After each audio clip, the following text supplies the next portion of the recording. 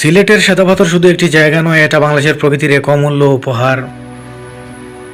পাহাড়ের কূলে ঘেঁষে সবুজের মোড়ে স্বচ্ছ জলের দ্বারা যেন এক টুকরো স্বপ্ন এই সাদা পাথর। কিন্তু আজ সেই স্বপ্ন ভেঙে যাচ্ছে, অবৈধ পাথর উত্তোলন আর বেপরোয়া ধ্বংসে হারিয়ে যাচ্ছে সিলেটের সৌন্দর্য, পাথরের প্রাণ। প্রতিদিন প্রকৃতির বুক চিরে তুলে নেওয়া হচ্ছে পাথর গাছ, নদীর কূল। আমরা কি চুপ করে থাকবো?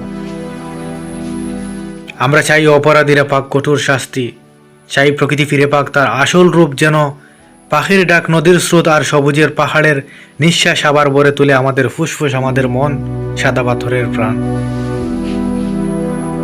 প্রকৃতিকে বাঁচান, কারণ প্রকৃতি বাঁচলে তবেই বাঁচবে আমাদের ভবিষ্যৎ। সাদা পাথর আমাদের গর্ব, আমাদের দায়িত্ব। আসুন আমরা একসাথে এটাকে রক্ষা করি।